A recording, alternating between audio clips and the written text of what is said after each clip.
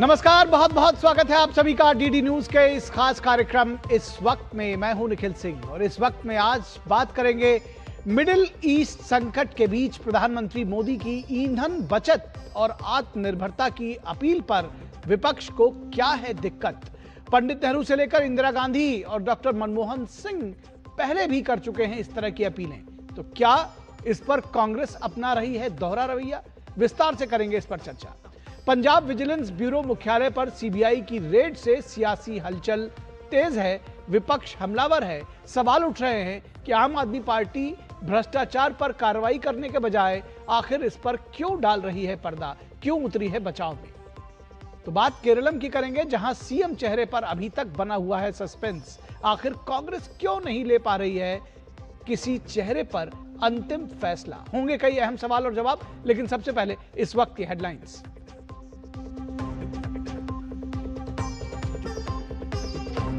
असम में तीसरी बार बनी एनडीए सरकार, दूसरी बार असम के मुख्यमंत्री बने हिमंता बिस्वा शर्मा। भव्य समारोह में राज्यपाल ने दिलाई मुख्यमंत्री पद के अलावा 4 मंत्रियों को शपथ। पीएम मोदी समेत कई दिग्गज हुए शामिल।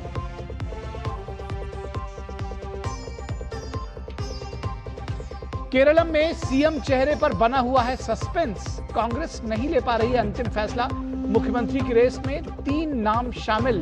आज शाम तक मुख्यमंत्री के नाम पर मुहर लगने की संभावना। मिडिल ईस्ट संकट के बीच पीएम मोदी के ईंधन बचत और आत्मनिर्भरता की अपील को उद्योग जगत और सामाजिक संगठनों का समर्थन। विदेशी मुद्रा बचाने की सलाह पर विपक्ष का हमला तेज, कांग्रेस ने सरकार की आर्थिक नीतियों पर उठाए सवाल।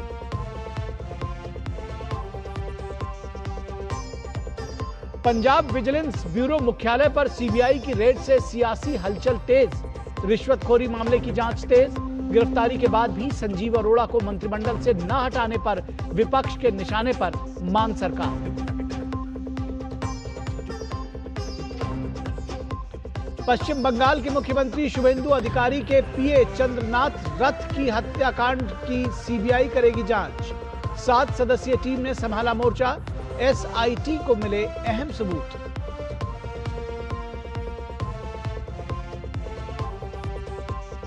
और पेपर लीक के बाद नीट परीक्षा 2026 रद्द, मामले की सीबीआई करेगी जांच। 3 मई को हुई थी नीट परीक्षा।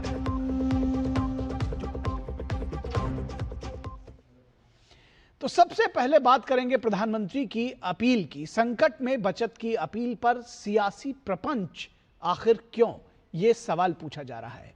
पश्चिम एशिया में जारी संकट और ईरान अमेरिका जंग के बीच पूरी दुनिया बुरी तरह से प्रभावित हुई है।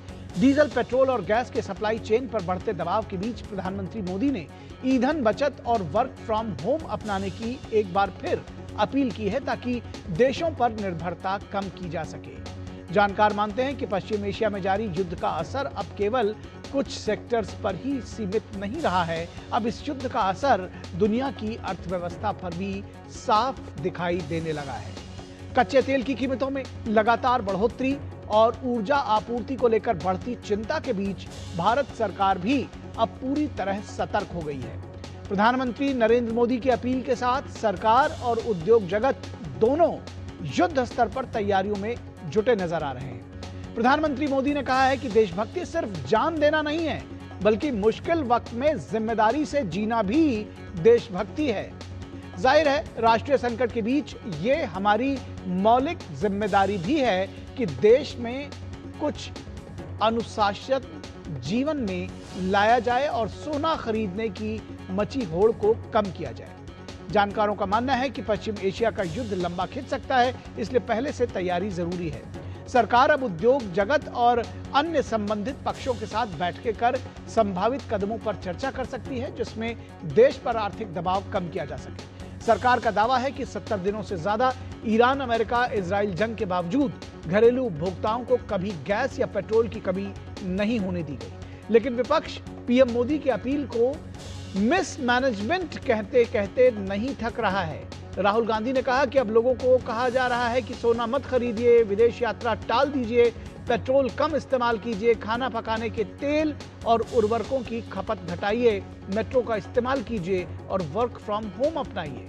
राहुल गांधी कह रहे हैं कि ये उपदेश नहीं बल्कि विफलता के प्रमाण हैं। बीजेपी का सवाल है कि क्या इंदिरा गांधी से लेकर डॉक्टर मनमोहन सिंह तक की अपील सरकार की विफलता की निशानी थी? कांग्रेस के प्रधानमंत्रियों की एक लंबी फहरिस्त है जिन्होंने ऐसी अपील की थी, पंडित नेहरू से लेकर डॉक्टर मनमोहन सिंह तक। ध्यान रहे कि मोदी सरकार ने कोई प्रतिबंध नहीं लगाया है बल्कि लोगों को के विवेक पर फैसला लेने के लिए छोड़ दिया है। वित्त मंत्री 2024-25 में भारत का स्वर्ण आयात बिल लगभग 58 अरब अमेरिकी डॉलर था। यह राशि देश के जीडीपी का लगभग 1.5% है।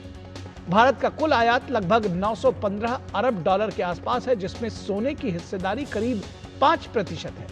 भारत में करीब 830 लाख करोड़ रुपए का 50,000 टन सोना घरों आदि में रखा है। निवेश और आर्थिक प्रगति में इसकी कोई भूमिका नहीं है। 2025-26 में लगभग 71.98 अरब डॉलर, करीब 6.4 लाख करोड़ रुपए का सोना आयात किया गया। सालाना देश में करीब 700 से 800 टन सोना इंपोर्ट होता है। अंतर्राष्ट्रीय बाजार में सोने की कीमत 2025 में करीब 60% तक उछली। अभी तक 1 किलो सोने की कीमत करीब 1.52 लाख डॉलर है। आप खुद अंदाजा लगा सकते हैं कि अमेरिकी डॉलर के मुकाबले रिकॉर्ड निचले स्तर पर 95.50 पर रुपया पहुंच गया है। इस हालत में विदेशी मुद्रा भंडार पर कितना दबाव पड़ता होगा। जब तेल और सोना बहुत महंगा हो जाता है तो देश में आने वाले डॉलर्स की तुलना में देश से बाहर जाने वाले डॉलर की जो संख्या है वो अधिक हो जाती है, उसकी मात्रा अधिक बढ़ जाती है। इसमें करंट अकाउंट का घाटा इसके चलते बढ़ जाता है। यूपीए के दौर में भी सोना न खरीदने की बार बार अपील की गई थी। बाद में बॉन्ड भी जारी करना पड़ा था ताकि लोग सोना खरीदने की लालच से बच सके। राष्ट्रपति ट्रंप ने ईरान के शांति प्रस्ताव को लगभग खारिज कर दिया है। अंतर्राष्ट्रीय बाजार में कच्चे तेल की कीमतों में तेज उछाल आया है। क्रूड की कीमत $103 प्रति बैरल के पार पहुंच गई है, जबकि युद्ध शुरू होने से पहले यह करीब $72 थी। अगर तेल की कीमतों में $10 प्रति बैरल की बढ़ोतरी लंबे समय तक बनी रही तो भारत का आयात बिल 13 से 14 अरब डॉलर तक बढ़ सकता है। इससे महंगाई और सरकारी खर्च दोनों पर दबाव बढ़ेगा। जाहिर है, पीएम मोदी ने आसन्न संकट को विकराल होने से पहले लोगों से राष्ट्रहित में बचत करने की सलाह दी है, लेकिन सियासतदानों ने आपदा के लिए अवसर तलाशा है।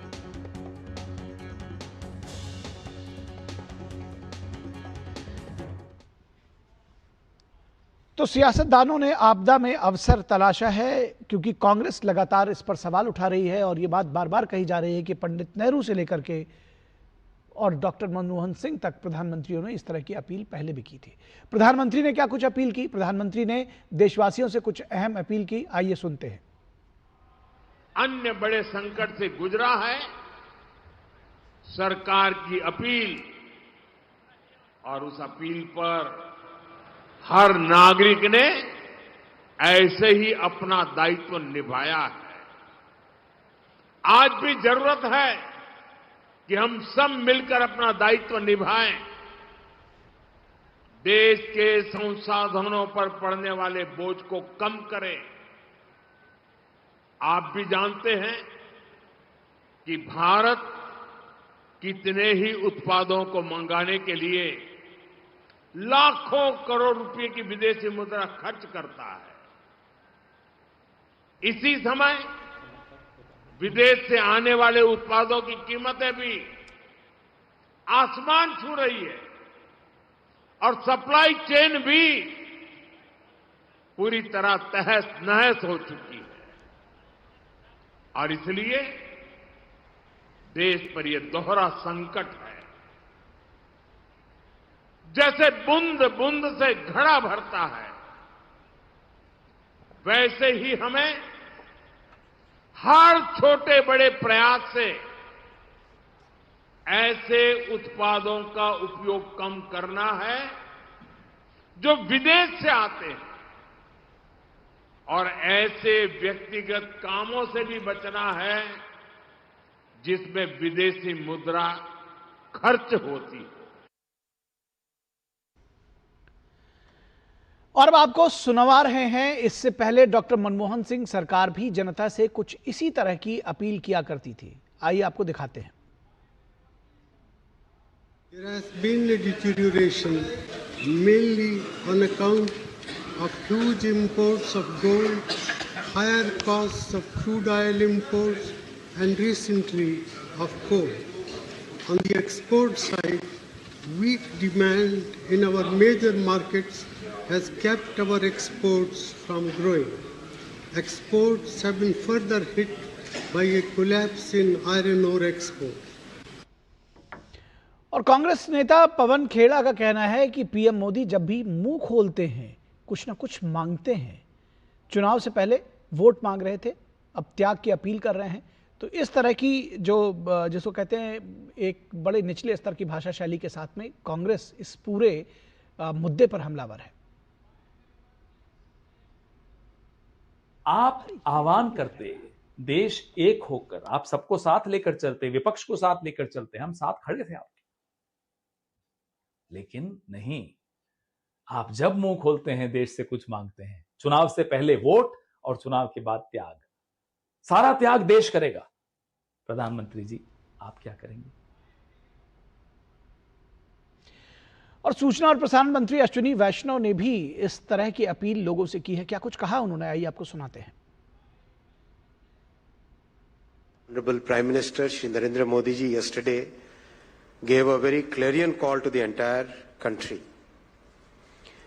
We are living in very turbulent times. For no fault of ours, for a war which is there between two different countries in our neighborhood, the entire world is getting affected by it. And of course we are also affected by it. Because we have a large energy import infrastructure which has to be met through our foreign currency reserves.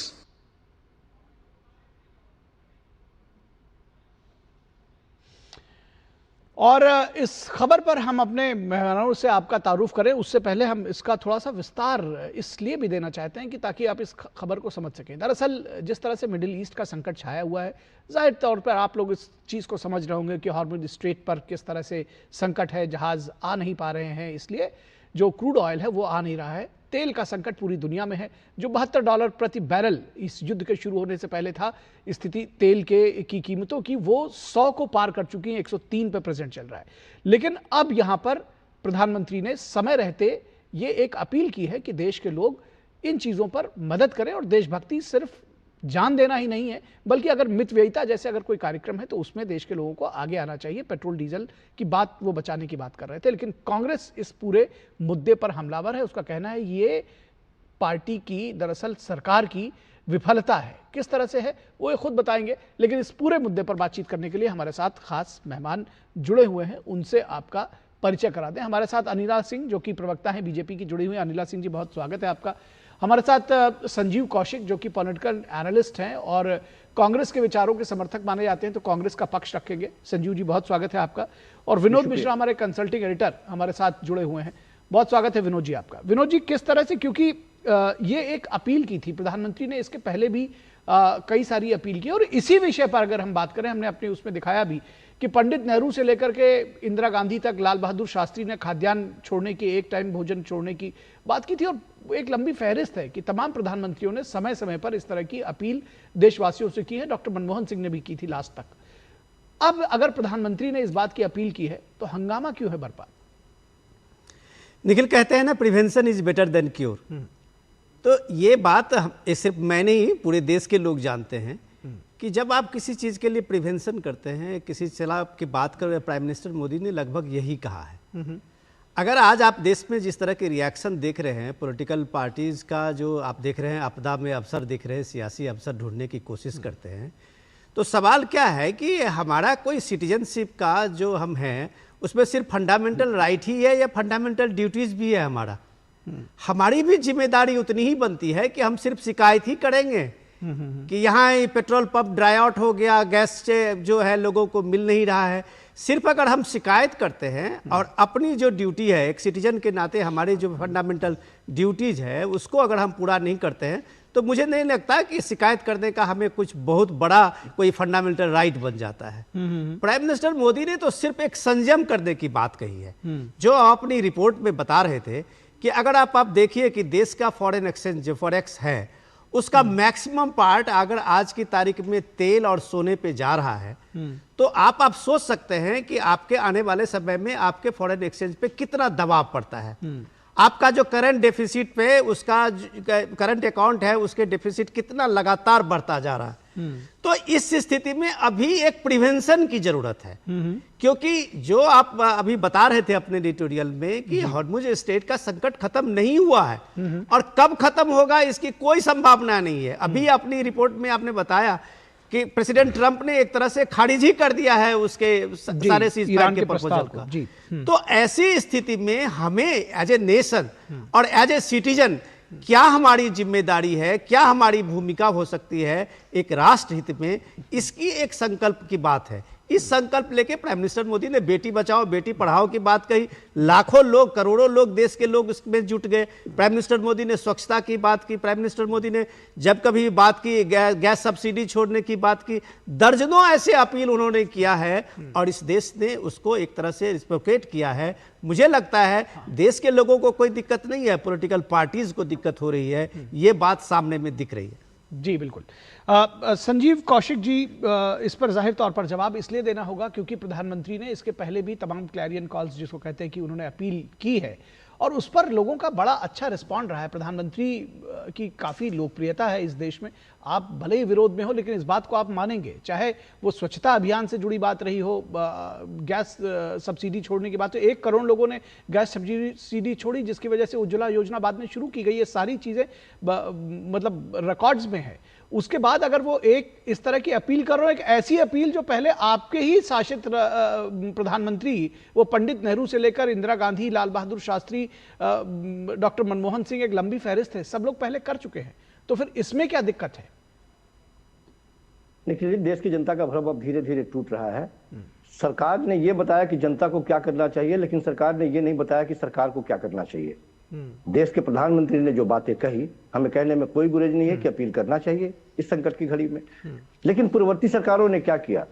देश की इंदिरा गांधी ने संकट के घड़ी में सबसे पहले सोना दान करने की बात की तो सबसे पहले जाके अपना सोना दान किया। लाल बहादुर शास्त्री ने एक शाम खाने की बात की तो सबसे पहले खुद एक शाम का खाना छोड़ दिए। यहाँ देश के प्रधानमंत्री 24 घंटे पहले तक बंगाल में सीएम के पद का शपथ ग्रहण करवा रहे होते हैं, वहां अपने कार्यकर्ताओं के बीच में जाकर दंडवत होते रह रहे हैं और 24 घंटे के बाद में उनको पता चलता है कि हिंदुस्तान में तेल का कुआं नहीं है। साहब, ये वैश्विक संकट नहीं है, आपके आर्थिक नीतियों का ये गड्ढम गड्ढा जिसकी वजह से देश इस मुहाने पर पहुंच गया है। 2 महीने से, पिछले 2 महीने से क्या कर रही थी सरकार? पिछले 2 महीने से लगातार 5 राज्यों के चुनाव में वेशभूषा बदल बदल के तरह तरह के रंग रूप में चुनावी प्रचार कर रही थी। क्या उस समय आपको पता नहीं था कि देश किस दिशा में जा रहा है, हमारे भंडार खत्म हो रहा है? पिछले 5 महीनों में फॉरेन पोर्टफोलियो इन्वेस्टमेंट बताता है कि 2 लाख करोड़ से ज्यादा रुपए स्टॉक एक्सचेंज से निकाल लिए गए। पिछले 1 महीने में सबसे कम इन्वेस्टमेंट हुआ है। क्यों ऐसा? क्योंकि लोगों को भरोसा नहीं रहा कि हम यहां पैसा लगाते हैं तो उस पैसे के बदले में हमें कुछ मिलेगा। ये आपको जानकारी नहीं थी? इधर सोचने के लिए आपके पास वक्त ही नहीं था। आपको तो सरकार बनाना था ना, अलग अलग राज्यों में किला फतेह करना था आपको। शायद संजीदगी के साथ इस मुद्दे पर ध्यान दिए होते तो आपको पता चलता। एक दिन में ये स्थिति नहीं पहुंची है ना। 24 घंटे इलेक्शन खत्म होने के बाद, आखिरी मुख्यमंत्री के चुनाव के 24 घंटे के बाद में आप शुरू हो गए। राहुल गांधी तो लगातार कह रहे थे कि इलेक्शन बीतने दीजिए, उसके बाद में सारा ठिकरा किस तरह से फूटता है, महंगाई का बम फोड़ेंगे ये, और वही हुआ जिसकी आशंका थी। क्या हो गया? पहले तेल के दाम क्यों नहीं बढ़े? पहले डीजल खपत क्यों नहीं बढ़ाई गई? आप मुझे यह बताइए कि लंबी लंबी बातें आप कर देते हैं कि हमें डीजल और पेट्रोल के खपत में कम करनी होगी और 40 गाड़ियों का काफिला लेकर खुद निकल जाते हैं आप रोड शो करने के लिए। आप कहते हैं कि विदेश जाना छोड़ना होगा, हमें त्याग करना होगा, और खुद 5 दिनों की यात्रा की तैयारी कर लेते हैं आप। पहले अपने कथनी और करनी में तो समानता दिखाइए। देश की जनता तो आपको देखेगी ना, पहले घर के गार्जियन को देखेगी कि वो किस रंग में रंगता हुआ दिखाई दे रहा है, उसके बाद पीछे पीछे चलेगा वो। लेकिन कहीं कुछ दिखाई नहीं दे रहा। चलिए ठीक आप है कह रहे हैं कि बड़ी आसानी से आपने कह दिया कि सोने की खरीदारी नहीं करें। आपको पता है कि सोने की खरीदारी नहीं करने से हिंदुस्तान में कितने कारीगरों के ऊपर फर्क पड़ने वाला है? 1 करोड़ से ज्यादा कारीगर हैंड टू माउथ पहुंच जाने वाले हैं। इसकी चिंता नहीं है आपको? ठीक है, क्योंकि आपने फरमान जारी कर दिया। 1 साल पहले आप कह रहे थे कि वो आपके मंगलसूत्र छीन लेंगे, आज खुद आप मंगलसूत्र छूनने पर आबादा है। आप किसानों से कह रहे हैं कि आप खेतों में खाद नहीं डालिए, मंगलसूत्र नहीं पहनिए। ठीक है सर, ठीक है सर, ठीक है सर, ठीक है सर। अब मुझे लग रहा है कि बहुत सारे सवाल जो है इसका अनिला सिंह जवाब देंगी, लेकिन आपने कहा कि सरकार ने नहीं बताया कि सरकार ने क्या कदम उठाए। इंटर मिनिस्ट्रियल प्रेस कॉन्फ्रेंस होती है सर, उसको देखा करिए। अभी तो हफ्ते में 3 दिन होने लग गई है, उसके पहले लगातार रोज हो रही थी, उसको आप देखते। मैं इसका जवाब देने वाला नहीं हूं, अनिला सिंह देगी, लेकिन उसके बावजूद मुझे लग रहा है कि ये सारी चीजें, चूंकि आप एक जनसभा संबोधन की तरह आपने शुरू किया, ठीक है, आप अपनी पार्टी का पक्ष रख रहे हैं, लेकिन आपने कहा कि सरकार ने नहीं बताया। सरकार ने क्या क्या कदम उठाए? और अभी तक डीजल पेट्रोल की कीमतें बढ़ी नहीं है सर, ना ही गैस की कीमतें बढ़ी हैं। उसके अलावा आपने कहा यह वैश्विक संकट नहीं है। मैं अनिला सिंह के पास जा रहा हूं, उसका लौट कर आइएगा तो यह साबित करिएगा कि यह वैश्विक संकट नहीं है। अनिला सिंह, आपकी बारी। मेरी सभी को राम राम। और संजीव जी, मैं तो आपको बहुत ही परिपक्व और सुलझा हुआ कांग्रेस का नेता मानती हूँ, मानती थी नहीं, मैं मानती हूँ। आज आप किस प्रकार की बातें कर रहे हैं? और मैंने अनेकों बार देखा है कि अगर आपको लगता है कि कांग्रेस पार्टी कोई रैशनल बात नहीं कर रही है और राष्ट्र के विरोध में बात कर रही है, तो आपने हमेशा राष्ट्र के लिए बात करी। आज आप कैसी बातें कर रहे हैं? हाँ, और प्रधानमंत्री जी ने तो केवल और केवल अपील की है ना, आपकी मर्जी है, मान लीजिए, नहीं मर्जी है मत मानिए। क्योंकि अगर आर्थिक राष्ट्रवाद की जब बात होती है तो कांग्रेस पार्टी को राष्ट्रवाद से तो कोई मतलब होता नहीं है। और राहुल गांधी जी इतने ज्यादा समझदार थे तो अभी हाल फिलहाल के चुनावों में नतीजा देख लीजिए। राहुल गांधी जी ने जब से सामने से या पीछे से जैसे भी कमान संभाली है कांग्रेस पार्टी की, 90% से ज्यादा है, 90% से ज्यादा तो वो चुनाव हार चुके हैं। और आप उनकी समझदारी का दम आप भर रहे हैं। हाँ, अगर प्रधानमंत्री जी कह रहे हैं कि भैया सोना मत खरीदो इतना क्योंकि हमें इंपोर्ट करना पड़ता है, तो आप बता दीजिए उसमें क्या गलत वो कह रहे हैं। आप मंगलसूत्र बेचने की बात कर रहे हैं। 1962 के चुनाव में 1962 की जब वॉर हुआ था तब सोना दान करने की बात हुई थी तो महिलाओं ने अपना मंगलसूत्र भी दान किया था।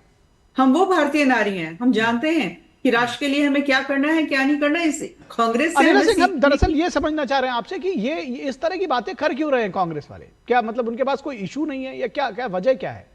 उनको लग रहा है डीजल पेट्रोल की कीमतें बढ़ेंगी तो धरना प्रदर्शन होगा, वो बढ़ा नहीं, तो मतलब ये एक फ्रस्ट्रेशन है, क्या क्या वजह लग रहा है? देखिए, ऐसा है, विनोद जी ने बहुत अच्छी बात की थी कि precaution is better than cure. यही राष्ट्र के प्रधानमंत्री जी कर रहे हैं कि हमारे राष्ट्र की जो सिचुएशन है वो पाकिस्तान या श्रीलंका जैसी ना हो जाए, तो हम पहले से ही सारी चीजों को संभाल कर चलते हैं। ठीक है, ये बात कांग्रेस को समझ में नहीं आ रही। अभी संजीव जी ने एफडीआईज के बारे में बहुत सारी बातें करी, ठीक है, शेयर मार्केट का इन्होंने जिक्र कर लिया कि वो जो है अपना इन्वेस्टमेंट भारत से लेकर कहीं, शेयर मार्केट अगर आप भी करते हो या मैं भी करती हूँ, मैं जानती हूँ कि मैं भी शेयर मार्केट में इन्वेस्टमेंट कर रही हूँ। जब मुझे लगेगा इंडिया के मार्केट में इन्वेस्ट करना है, मैं इंडिया के मार्केट में करूंगी। जब मुझे लगेगा ब्राजील में करना है, जापान में करना है, चाइना में करना है, कोरिया में करना है, यूएसए में करना है, यूके में करना है, फ्रांस में करना है, मैं वहां करूंगी। आप इसको मापदंड बनाएंगे क्या? आज जितना जो हमारे पास डिपॉजिट है 7 बिलियन से भी ज्यादा है। आपको पता है, आपको याद है 2013 में कितना छोड़ के गए थे आप? कितना छोड़ के गए थे? कोई अंदाजा नहीं है। 1991 में आपको याद दिला देती हूँ Sanjeev ji, 47 ton of gold जो बैंक ऑफ इंग्लैंड में जाके गिरवी किया गया था, 27 टन ऑफ गोल्ड जो जाके बैंक ऑफ स्विट्जरलैंड में जाके गिरवी किया गया था। और ये सब वापस कौन लेकर आया है? मनमोहन सिंह जी नहीं लेकर आए थे, ये नरेंद्र मोदी जी वापस लेकर आए हैं। और पूरी दुनिया जानती है इस चीज को। आप लोगों की सत्ता जब गई थी तो पेट्रोलियम की जो कंपनीज हैं उनका कितना उधार छोड़कर गए थे, उसको पूरा करने का काम किसने किया?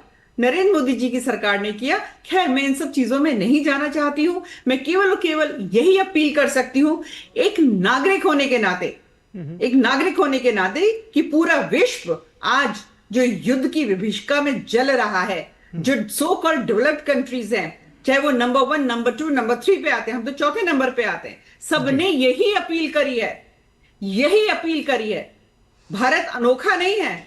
और आप लोग किस प्रकार के राष्ट्र के नागरिक हैं? आप लोग अपने भारत के ऊपर ही प्रहार कर रहे हैं। ये तो ठीक नहीं लगता ना, ये तो चरित्र दिखाई देता है। ठीक है, मैं तो कहती हूँ, चुनौती देती हूँ, आप मुझे बता दीजिए कि कितना सोना हर साल हमारे यहाँ इंपोर्ट होता है।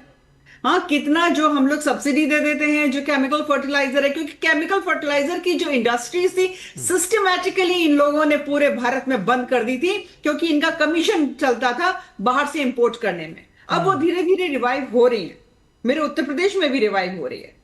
ठीक है, तो अगर ये लोग इंपोर्टेड इन्फ्लेशन के बारे में नहीं समझ रखते हैं तो उसकी मजबूरी प्रधानमंत्री जी नहीं है। प्रधानमंत्री जी तो सीधे सीधे पूरे राष्ट्र की बात सोचेंगे, यहाँ के नागरिकों के भलाई के बारे में सोचेंगे, और वही कर रहे हैं।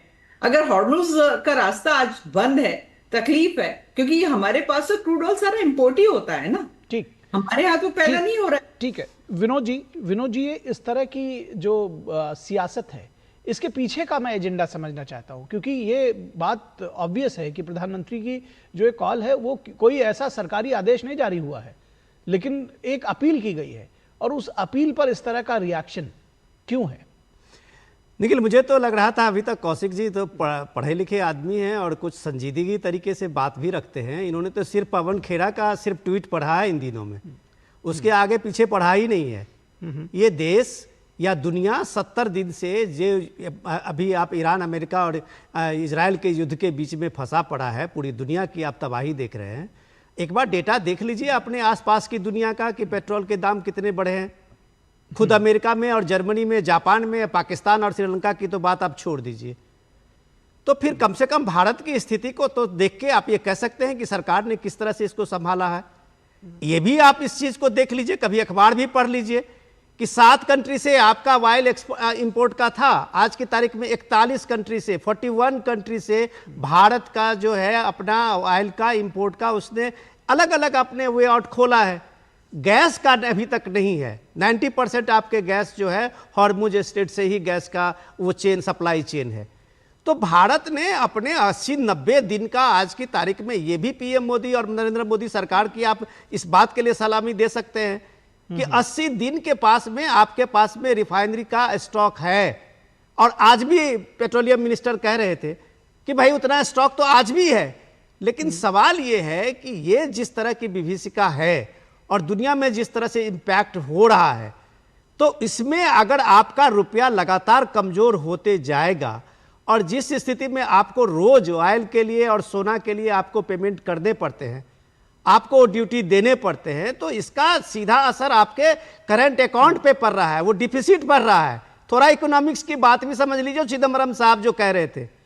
तो सिंपल सी बात है, इतनी समझने की बात है, हम एज ए सिटीजन अपनी ड्यूटी निभा सकते हैं कि मुथूट बैंक के लिए सोना खरीदने की जो प्रवृत्ति है हमारी, कि वक्त पड़ेगा तो हमको मुथूट बैंक काम आएगा, सोने की गिरवी रख दीजिए।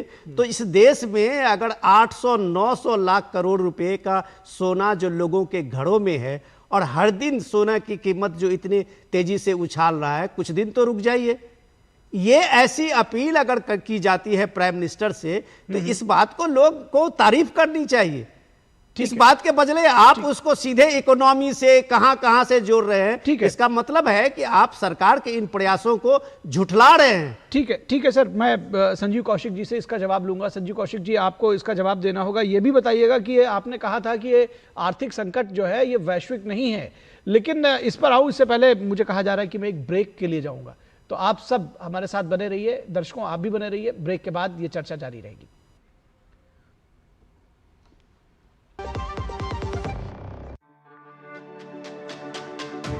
मेरी पसंद, मेरी पसंद, मेरी पसंद, मेरी पसंद, हमारी पसंद, हम सबकी पसंद। मजबूत देश का मजबूत सरिया हो गया स्टील।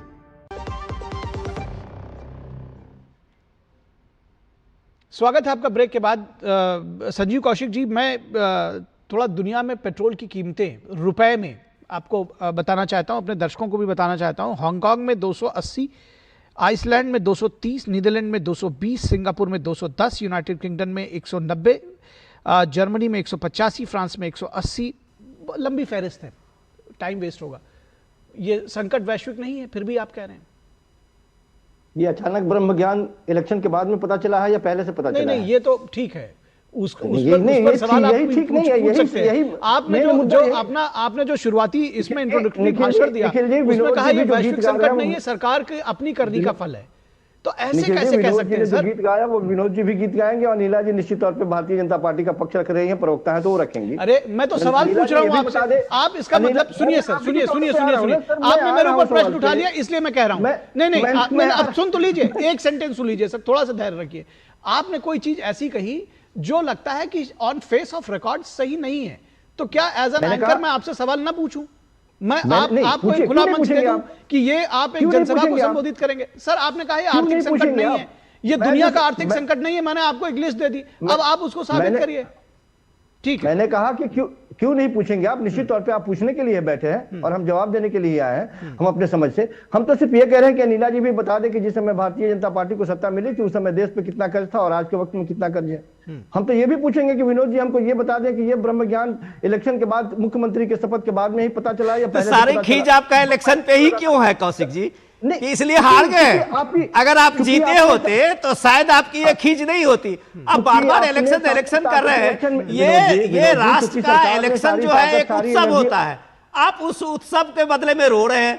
अगर आप जीते होते तो आप शायद ये बात नहीं कहते। आप इसलिए रो रहे हैं कि आज प्राइम मिनिस्टर मोदी असम होके आए हैं, कल वो बंगाल होके आए थे।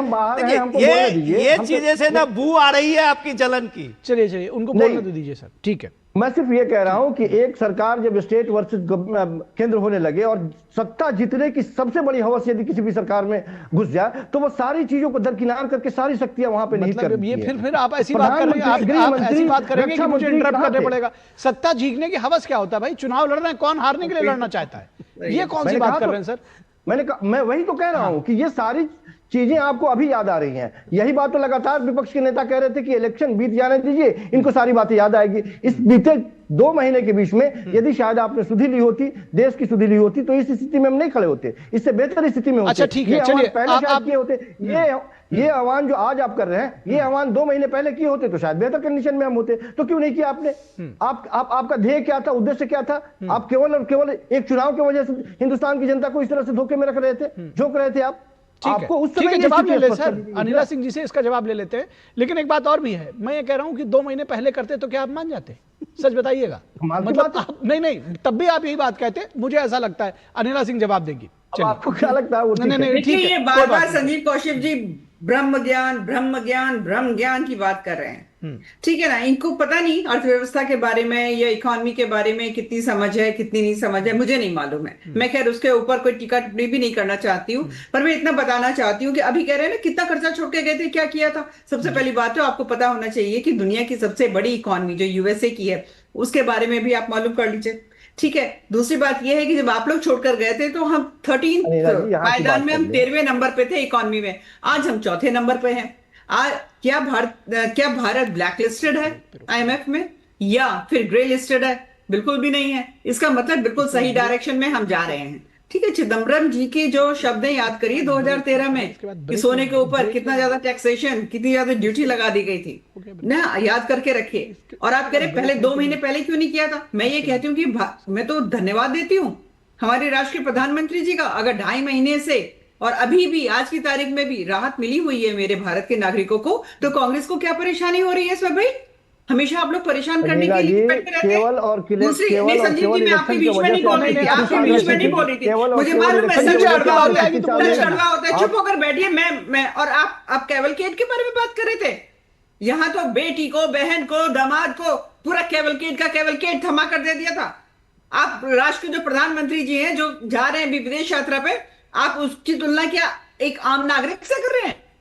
हाँ, और आपके यहाँ तो पता नहीं दुनिया, मैंने बताया ना, जीजा जी के पास भी पूरा की पूरी सुरक्षा दुनिया भर का कैबिनेट चलता था।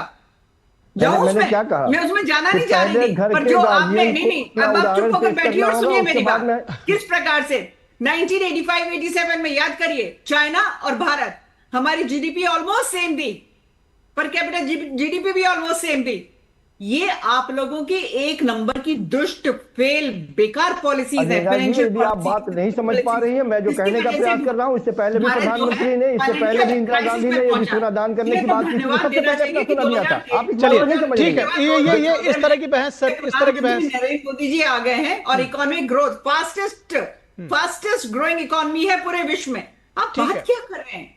ठीक है। दरअसल एक बात और भी है संजीव कौशिक जी, कम से कम लोगों को भ्रम में मत रखिए कि अगर प्रधानमंत्री सरकारी यात्रा पर जा रहे हैं और पूरी ऑस्टेरिटी के साथ में, अब मैं फिर उन यात्राओं की बात नहीं करूंगा जो डॉक्टर मनमोहन सिंह के समय में होती थी, ठीक है, क्योंकि यह चर्चा कहीं और चली जाएगी। अगर पूरी ऑस्टेरिटी के साथ में सरकारी यात्रा हो रही है, आप उसको डेस्टिनेशन वेडिंग के लिए, विदेश जाने के लिए अगर उन्होंने एक क्लैरियन कॉल की है कि ऐसी चीजें हैं, तो रोकिए, उसको कंपेयर मत करिए, लोगों को, दर्शकों को भी भ्रम में मत डालिए। फिलहाल आप सभी लोगों का बहुत शुक्रिया। डॉक्टर अनिला सिंह जी आपका शुक्रिया, संजीव जी आपका शुक्रिया, विनोद जी आपका शुक्रिया।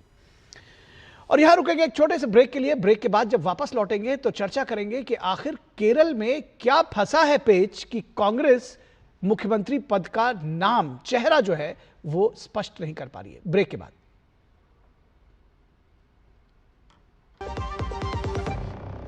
जब धरती चीर कर निकलता है लोहे का पत्थर और मिलता है मोंगिया के जोश से, फिर तपता है, पिघलता है और बनता है फौलाद।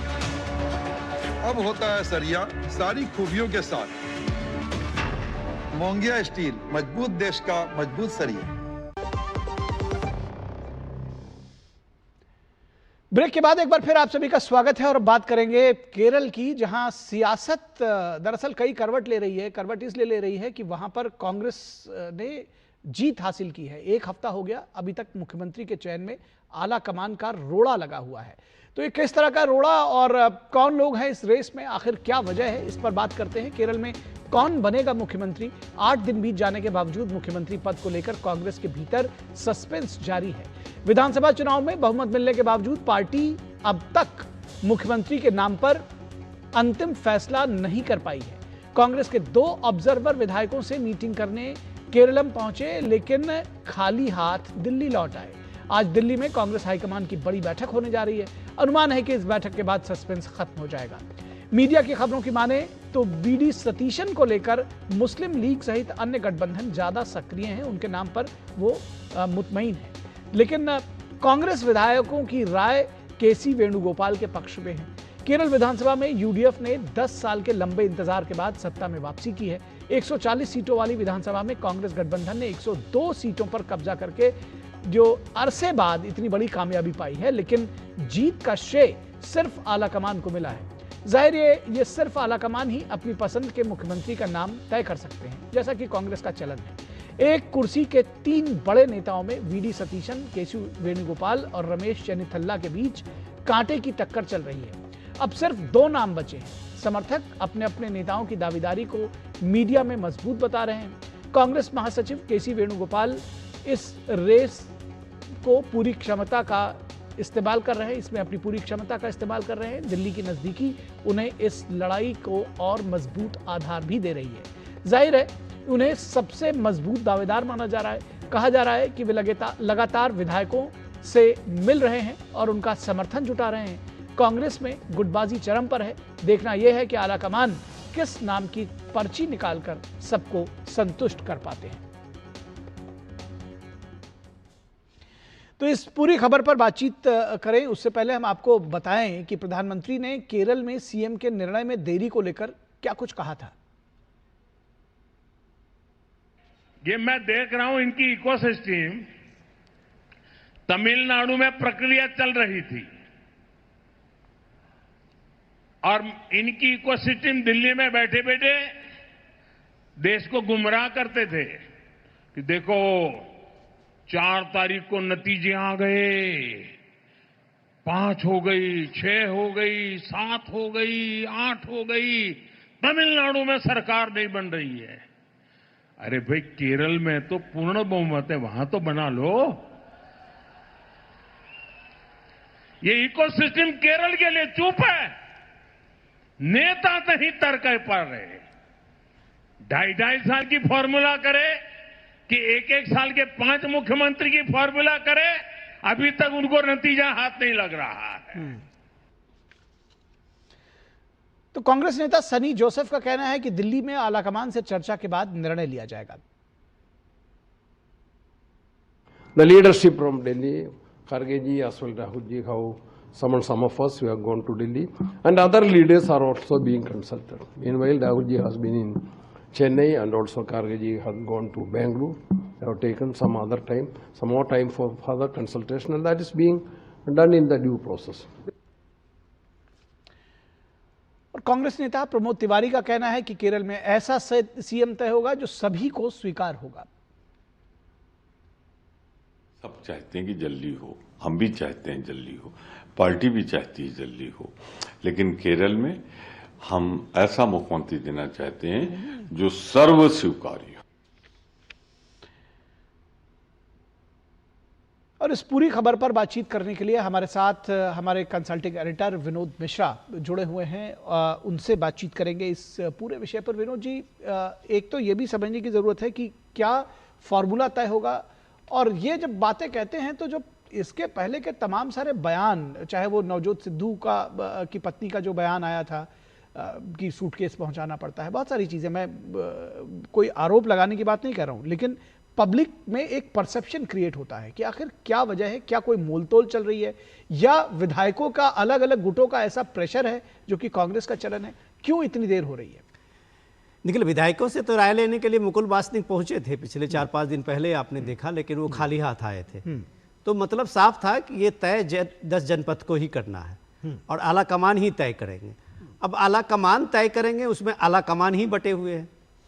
अगर मीडिया की खबर माने तो सीधे सीधे प्रियंका गांधी बीडी सतीशन के लिए हैं कि बीडी सतीशन का, चूंकि वहाँ के जो अलायंस है, खास करके मुस्लिम लीग जो कांग्रेस की सबसे बड़ा अलायंस पार्टी है, मुस्लिम लीग के समर्थन के बगैर कांग्रेस का वहाँ पे 2/3 बहुमत का बनता भी नहीं है। तो अब आप सोचिए कि जब प्रियंका गांधी कह रही है कि मुस्लिम लीग के सपोर्ट के कारण कि भाई बीडी सतीशन को होना चाहिए, तो कांग्रेस के जो अपने विधायक हैं, तो जाहिर सी बात है महासचिव होने के कारण किसी वेणुगोपाल का अपना इन्फ्लुएंस है, तो उनका सारे विधायक जो है इनके नाम पे अपने नाम को आगे बढ़ाते हैं। तो अब सवाल ये है कि राहुल गांधी को इस बात का निर्णय लेने में दिक्कत क्या है? जब वहां नॉमिनेशन हो रहा था, हम आपने एक ये स्टोरी भी की थी, तो सीधे सीधे एक ऑर्डर आया था आलाकमान की तरफ से कि कांग्रेस के कोई भी एमपी असेंबली चुनाव नहीं लड़ेंगे। उसमें संशोधन हुआ कि गौरव गोगोई जाके वहां असम में चुनाव लड़ लिए। लेकिन अगर कांग्रेस के कोई एमपी चुनाव नहीं लड़ेंगे तो आखिर कांग्रेस के एमपी मुख्यमंत्री के दावेदार कैसे हो जाएंगे?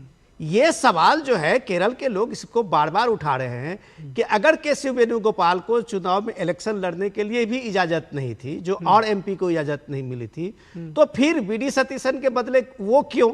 तो ये सारे इतने पेच हैं, लेकिन इन सारे चीजें ये सिर्फ मीडिया की खबर है जो पिछले 8-10 दिन से देख रहे हैं। लेकिन पीएम का सवाल बहुत सही है कि आप उस इकोसिस्टम को देखिए कि 4 तारीख के बाद जो परिणाम आए और गवर्नर तुरंत क्यों नहीं कॉल किया, उसके लिए इतनी सारी मीडिया में, सोशल मीडिया में खबरें तैरती रही और अलग अलग नैरेटिव चलते रहे। लेकिन आज अगर 10 दिन हो गए हैं लगभग, तो इसके बाद भी अगर के वेणुगोपाल का नाम की या बीडी सतीशन के नाम को लेके अगर फैसला नहीं हो पा रहा है, तो इसके पीछे की वजह क्या है? इसका इकोसिस्टम में कोई चर्चा नहीं है, कोई लोग नहीं बात कर रहे हैं। ये बड़ा मौजूद सवाल पीएम ने उठाया है और इस चीज को समझना चाहिए कि संवैधानिक प्रक्रिया है, ये चीजें चलती है, लेकिन इसको जिस तरह से तमिलनाडु को लेकर नैरेटिव गढ़ा गया, वो केरल के मामले में बिल्कुल खामोशी है। एक बात ये भी समझना चाहेंगे कि क्या कोई फॉर्मूला है जो नहीं तय हो पा रहा है, यह दरअसल वहाँ विधायकों का प्रेशर? आपने जरूर कहा कि जो है आला कमान ही शायद बटा हुआ है, लेकिन क्या विधायकों का जो गुटबाजी है, क्योंकि ऐसी स्थितियों में गुटबाजी सामने आ जाती है अक्सर, क्या आपको यह भी लग रहा है कि गुटबाजी जैसी कोई स्थिति भी है? निखिल, ये इसका तो इतिहास है। आपने छत्तीसगढ़ में दिखा कि वहां टीके सिंह देव अपने बस लेके आ गए थे विधायकों का, बाद में बताया गया कि ये 2.5 साल का एक बनाया गया है। फिर आपने यही बात कर्नाटक में देखी, यही बात आपने राजस्थान में दिखा। ये हर जगह एक फार्मूला होता है, 2.5 साल, 1 साल। यही बात तो पीएम भी कह रहे थे, 1 साल का बना लो, लेकिन बनाओ तो किसी को। तो ये चीजें जो है विधायक का उतना ये नहीं रहता है इसमें। अगर आला कमान तय किया है तो आला कमान के तय के होने के साथ ही होगा। जो आला कमान ने छत्तीसगढ़ के लिए तय किया वही आला कमान राजस्थान के लिए तय किया, वही आला कमान ने कर्नाटक के लिए भी तय किया। तो आज तक भी आप देखिए कि कांग्रेस उसी गुटबाजी में है, और केरल में गुटबाजी की अगर बात शुरुआत होती है तो इसके जिम्मेदार भी आला कमान ही होंगे। चलिए, बहुत शुक्रिया इस तमाम बातचीत के लिए विनोद जी। और बढ़ते अगली खबर की तरफ। खबर पंजाब से, जहां विजिलेंस पर छापा है तो कटघरे में मान सरकार खड़ी है। पंजाब में भ्रष्टाचार के खिलाफ जांच एजेंसियों की कार्रवाई ने अब बड़ा राजनीतिक मोड़ ले लिया है। मोहाली स्थित पंजाब विजिलेंस ब्यूरो मुख्यालय पर सीबीआई की रेड ने सत्ता के गलियारों में हलचल तेज कर दी है। शुरुआती जानकारी के मुताबिक यह कार्रवाई करीब 20 लाख रुपए की कथित रिश्वत डील और विजिलेंस अधिकारियों से जुड़े भ्रष्टाचार के आरोपों के बाद की गई। आरोप है कि एक केस को सेटल करने के बदले पैसा मांग की जा रही थी, जिसके बाद सीबीआई ने ट्रैप बिछाया। सीबीआई ने चंडीगढ़ के एक 5 स्टार होटल में छापा मारकर एक कथित बिचौलियों को पकड़ा और उसके पास से लगभग 13 लाख रुपए नगद बरामद किए। इस मामले में पंजाब विजिलेंस ब्यूरो के एक अधिकारी का नाम भी सामने आया है। रिपोर्ट्स के मुताबिक कार्रवाई के दौरान वो फरार हो गया। इसके बाद सीबीआई ने देर रात मोहाली स्थित विजिलेंस मुख्यालय में दस्तावेजों और इलेक्ट्रॉनिक रिकॉर्ड्स की जांच की। एजेंसी अब ये पता लगाने में जुटी है कि इस कथित नेटवर्क में और कौन कौन शामिल था। वहीं पंजाब विजिलेंस ब्यूरो ने बयान जारी कर कहा है कि सीबीआई ने एक निजी व्यक्ति को पकड़ा है और अगर जांच में ब्यूरो के किसी अधिकारी का नाम सामने आता है तो पूरा सहयोग किया जाएगा। ये मामला इसलिए भी गंभीर माना जा रहा है क्योंकि विजिलेंस विभाग सीधे मुख्यमंत्री भगवंत मान के अधीन आता है। पिछले सप्ताह मंत्री संजीव अरोड़ा को ईडी ने मनी लॉन्ड्रिंग मामले में गिरफ्तार किया था, लेकिन अब तक उन्हें मंत्रिमंडल से नहीं हटाया गया है। विपक्ष इसको लेकर सरकार पर नरमी और बचाव की राजनीति का आरोप लगा रहा है। कांग्रेस नेता सुखजिंदर सिंह रंधावा ने कहा है कि भ्रष्टाचार खत्म करने का दावा करने वाली सरकार के अपने विजिलेंस विभाग पर ही भ्रष्टाचार के आरोप लग रहे हैं, इसलिए इस कार्यालय में इस कार्यकाल में दर्ज विजिलेंस मामलों की स्वतंत्र जांच होनी चाहिए। पंजाब में पिछले कुछ समय से लगातार भ्रष्टाचार और वित्तीय अनियमितताओं से जुड़े मामलों में कार्रवाई तेज हुई है। विपक्ष इसे सिस्टम के भीतर गहरी सड़ांध का संकेत बता रहा है। जिस विभाग की जिम्मेदारी भ्रष्टाचार पर लगाम कसने की है, उसी विभाग के मुख्यालय तक केंद्रीय जांच एजेंसी का पहुंचना पंजाब की प्रशासनिक व्यवस्था पर गंभीर सवाल खड़े कर रहा है। सवाल सरकार के रवैये पर भी है कि वो भ्रष्टाचारियों के खिलाफ सख्त कार्रवाई करने के बजाय उन्हें बचाती हुई क्यों दिख रही है। और शिरोमणि अकाली दल के नेता विक्रम सिंह मजीठिया ने आम आदमी पार्टी के सुशासन को लेकर सवाल उठाए हैं। सीबीआई की रेड विजिलेंस के दफ्तर में पड़ गई। विजिलेंस का दफ्तर वो है जो ये पंजाब में अगेंस्ट करप्शन काम करने का महकमा है। और मैं हमेशा पहले कह रहा था कि विजिलेंस का इस्तेमाल हो रहा है सिर्फ पॉलिटिकल अपोनेंट्स के लिए, to settle scores, to browbeat and to cut deals. और पंजाब भाजपा के अध्यक्ष सुनील जाखड़ का दावा है कि सबका हिसाब होगा। पंजाब का vigilance department directly chief minister के उनके अधिकार क्षेत्र में उन्हीं को जाके डायरेक्टर विजिलेंस रिपोर्ट करते हैं। पहली रेड जब हुई ईडी की, उसमें चीफ मिनिस्टर साहब के ओएसडी का नाम जिक्र आया। अब जो रेड हुई है सीबीआई की, इसके अंदर भी सीबीआई के महकमे का डायरेक्टर जो उनको रिपोर्ट करता है, उनका नाम आया। आज पता लगा कि डायरेक्टर रात से अवेलेबल नहीं है, अभी तक उनकी पुख्ता जानकारी तो नहीं आई, बट समबडी हायर अप। लोग भी मांग रहे हैं और मेरा भी मानना है कि सबके साथ सबका विकास, उसके बाद अब सबका हिसाब का समय आ रहा है। और पंजाब सीएम भगवंत मान का कहना है कि ईडी से डर नहीं लगता है। आई जान दो जी, ईडी ने आना है, उन्होंने डराना धमकाना है। पंजाबी हाँ, पंजाबी डरते धमकते नहीं है किसी। और इससे पहले कि हम अपने संवाददाता गुरमीत सिंह के पास पहुंचे जालंधर, हम आपको कुछ अपडेट्स इस पे और बता दें कि सीबीआई की तरफ से जो बयान आया है उसमें कि विजिलेंस के डीजी के रीडर ओपी राणा पर 20 लाख रुपए रिश्वत मांगने का आरोप है। सीबीआई की कार्रवाई के दौरान वो फरार हुआ और विजिलेंस के डीजी का जो रीडर है वो ओपी राणा, उसके ऊपर यह आरोप है। और इस मामले में, रिश्वत मामले में 3 आरोपियों को गिरफ्तार किया गया है, 3 निजी बिचौलिए और 1 सहयोगी की गिरफ्तारी हुई है। गुरमीत का रुख करेंगे जालंधर। गुरमीत, किस तरह से आप इसको देख रहे हैं, इस पूरे प्रकरण को? खासतौर पर अभी कुछ समय पहले हम आपसे ही चर्चा कर रहे थे इस वक्त में कि किस तरह से रुपयों से भरा नोट फेंका गया, रुपए जो है उड़ते हुए नजर आए हवा में, मॉर्निंग वॉकर्स ने उसको देखा, और उसके बाद अब देख रहे हैं कि जो एजेंसी भ्रष्टाचार पर लगाम कसने के लिए है उसी के ऊपर अब भ्रष्टाचार के न सिर्फ आरोप है, उसके ऊपर रेड पड़ रही है।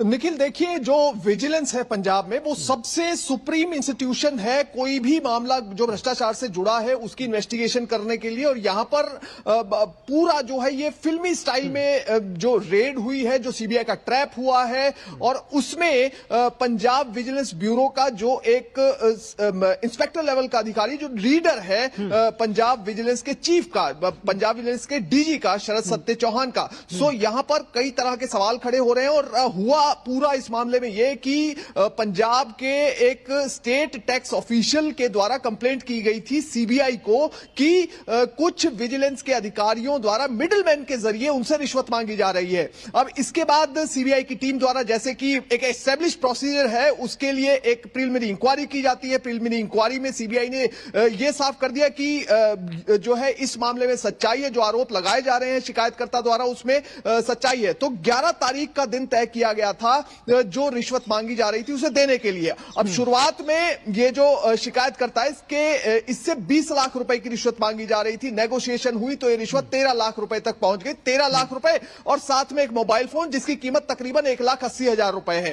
अब ये दोनों दिए जाने थे चंडीगढ़ के 5 स्टार होटल में, जो कि सीबीआई के सेक्टर 30 स्थित दफ्तर से तकरीबन 2.5 किलोमीटर दूर है। बिल्कुल सीधी रोड जाती है इस 5 स्टार होटल के लिए। वहां पर ये सारा कुछ होना था। अब वहां पर विकास गोयल नाम का एक शख्स, राघव गोयल नाम का एक शख्स, अंकित वाधवा नाम का एक शख्स पहुंच जाते हैं और वहां पर गनमैन भी पंजाब पुलिस के मौजूद होते हैं राघव के साथ। अब होता यह है कि वहां पर जैसे ही ये रिश्वत दी जाती है, अंकित वाधवा जो है, अंकित वाधवा नाम का शख्स जो है ये रिश्वत अपने हाथ में पकड़ लेता है। सीबीआई का ट्रैप जैसे लगा ही हुआ था, सीबीआई के द्वारा जो है फौरन अंकित वाधवा को गिरफ्तार किया जाता है। मगर सीबीआई की टीम जैसे ही आगे बाकी के आरोपियों का अरेस्ट करने लगती है तो फौरन वहां पर जो पंजाब पुलिस की सिक्योरिटी जो खड़ी हुई थी, जो राघव को मिली हुई थी, विकास को मिली हुई थी, वो फौरन अलर्ट करती है, भाग जाओ यहां से। तो फिर ये सारे लोग वहां से भागते हैं और जो इंडस्ट्रियल एरिया फेज 1 में ये 5 स्टार होटल है, वहां से तकरीबन माना जा रहा है ट्रिब्यून चौक है और वो रोड जो है बिल्कुल सीधी अंबाला की तरफ जाती है। अंबाला की तरफ ये लोग भागते हैं। सीबीआई की टीम लगातार इनका पीछा करती है। 30 से 40 किलोमीटर तक ये फिल्मी स्टाइल में चेज होता है। उसके बाद राघव और विकास को पकड़ लिया जाता है। उन्हें सीबीआई अपनी गिरफ्त में लेती है और उसके बाद फिर जगह जगह पर छापेमारी शुरू हो जाती है। और यहां पर ओपी राणा भी मौजूद था, जो कि पंजाब विजिलेंस के डीजी का रीडर था। ओपी राणा जैसे ही ये सब कुछ देखता है, जैसे ही पंजाब जो सिक्योरिटी है वहां पर ये बताती है कि सीबीआई वाले आ गए हैं, भाग जाओ, उसके बाद ओपी राणा वहां से फरार हो जाता है। ओपी राणा अभी तक सीबीआई की गिरफ्त में नहीं आया है। अब जैसे ही ये सब गिरफ्तारी होती है, ओपी राणा वहां से भाग जाता है। उसके बाद जो सीबीआई की टीम है वो सीधा विजिलेंस के दफ्तर में पहुंचती है। विजिलेंस के दफ्तर में कुछ रिकॉर्ड खंगाले जाते हैं। इसके साथ साइमल्टेनियस रेड, क्योंकि जो राघव है और विकास ये बाप बेटे हैं। विकास बाप है, राघव बेटा है। ये कोई बहुत बड़े आदमी नहीं है, मगर इन्हें मिडल मैन ही कहा जाता है, जो कि बताया यह जाता है कुछ लोगों के द्वारा कि पंजाब विजिलेंस के सीनियर अधिकारियों तक, सीनियर आप बिल्कुल जान लीजिए कि बिल्कुल सीनियर अधिकारियों तक इनके लिंक है। और इसी क्रम में जो है ये लोग लगातार रिश्वत की मांग कर रहे थे। अब सीबीआई जो है ये इस पूरे मैटर को इन्वेस्टिगेट कर रही है। मलोट में सर्चेज हुई। मलोट में रात को 1 बजे सीबीआई की टीम पहुंची राघव और विकास के घर पर। वहां पर सर्च किया गया। वहां से मलोट और चंडीगढ़ से मिलाकर 9 लाख रुपए का जो है वो कैश बरामद हुआ है। और उसके साथ ही इंक्रिमिनेटिंग जो है डॉक्यूमेंट्स जो है, जो महत्वपूर्ण दस्तावेज हैं, केस की इंपॉर्टेंट प्रॉपर्टी हो सकती है, वो बरामद किए गए हैं। अब इस पूरे मामले में जो सीबीआई की प्रेस रिलीज है उसमें भी ये साफ तौर पर कहा गया है कि जो पंजाब विजिलेंस ब्यूरो में इलीगल ग्रेटिफिकेशन नेक्सस यानी रिश्वतखोरी का जो ये नेक्सस था उसको लेकर जांच सीबीआई की जारी है। यानी कि इंडिकेशन ये साफ है कि पंजाब विजिलेंस में सीनियर स्तर पर कुछ अधिकारी इसमें इन्वॉल्व हो सकते हैं, क्योंकि एक डीजी का रीडर अपने लेवल पर रिश्वत लेकर कोई भी काम शायद ना करवा सके और जरूर इसमें हो सकता है कोई सीनियर अधिकारी इन्वॉल्व हो। दूसरा, राघव नाम का जो शख्स है जिसके पास ये पंजाब पुलिस की सिक्योरिटी मौजूद थी, उस शख्स के पास ये सिक्योरिटी क्यों थी, सिक्योरिटी वालों की भूमिका ऐसी क्यों थी, ये सवाल भी निश्चित तौर पर पूछा जाएगा। एक सवाल इसकी भी जांच की जा रही है। मैं एक सवाल चाहता हूं, बहुत जल्दी से बहुत संक्षेप में जानकारी दीजिए कि ये संजीव अरोड़ा से अभी तक रेजिग्नेशन नहीं लिया है। ये आरोप लग रहा है कि आम आदमी पार्टी सरकार जो कल्प्रिट्स है उनको बचाने की कोशिश कर रही है, भ्रष्टाचार पर कार्रवाई, ये क्या गुणागणित है? देखिए, आम आदमी पार्टी अभी तक यही स्टैंड लिए हुए है कि संजीव अरोड़ा जो है, संजीव अरोड़ा बिल्कुल भ्रष्टाचार से मुक्त हैं, उनकी छवि बिल्कुल साफ है और जो भी कार्रवाई हुई है वो बदलाखोरी की कार्रवाई है। जबकि इस मामले में सीधे तौर पर एजेंसी के द्वारा जो प्रमाण रखे गए हैं, जो चीजें निकलकर सामने आई हैं, उसमें है संजीव अरोड़ा की कंपनियों में राउंड ट्रिपिंग हुई है। यानी कि मोबाइल जो है 100 करोड़ रुपए से अधिक का जो मोबाइल है कागजों पर वो विदेशों में एक्सपोर्ट किया गया और उसका जो पैसा है वो भारत में आया है। तो जो ये राउंड ट्रिपिंग ऑफ मनी है, इसका जो है सीबीआई लगातार इस मामले में जांच कर रही है। और जो कैबिनेट की बात है, जहां तक उनसे इस्तीफा लेने की बात है, कल ही जो है मुख्यमंत्री की ओर से लेटर जारी किया गया है, राज्यपाल की स्वीकृति के लिए भेजा गया और उसके बाद विभाग बदल भी दिए गए हैं। जो संजीव अरोड़ा के पास 4 डिपार्टमेंट थे, वो 4 डिपार्टमेंट दूसरे मंत्रियों को दे दिए गए हैं। हालांकि अभी तक उनके इस्तीफे पर पंजाब सरकार चुप है, उनका कैबिनेट रैंक लगातार बरकरार है। और इसके बाद इस मामले से जुड़ी हुई भी एक बहुत महत्वपूर्ण अपडेट हमारे पास आ रही है। एक संक्षेप में आपको बताना चाहूंगा कि इस मामले जो ओपी राणा है, जो पंजाब विजिलेंस के डीजी के रीडर हैं, यह माना जा रहा है कि अगर इस मामले में इन्वेस्टिगेशन आगे बढ़ती है और वो अप्रूवर बनते हैं, यानी वायदा माफ गवाह बनते हैं, तो पंजाब के कई सीनियर पुलिस अधिकारियों पर भी गाज गिर सकती है। ठीक है, अगर अप्रूवर बनते हैं तो जाहिर तौर पर यह मामला और काफी कुछ इसमें से निकल कर आने की उम्मीद है। बहुत शुक्रिया इस तमाम बातचीत के लिए आपका। तो आपको याद होगा अरविंद केजरीवाल जो खड़े होकर ये कहते थे कि अगर किसी के ऊपर आरोप लगे तो तुरंत इस्तीफा दे देना चाहिए। उनके मंत्री 7 दिनों के लिए जेल भेजे गए हैं, लेकिन उनके पोर्टफोलियोज ले लिए गए, लेकिन मिनिस्टर विदाउट पोर्टफोलियो बने हुए हैं। जलवा बरकरार है। इस वक्त पे बस इतना ही, इजाजत दीजिए।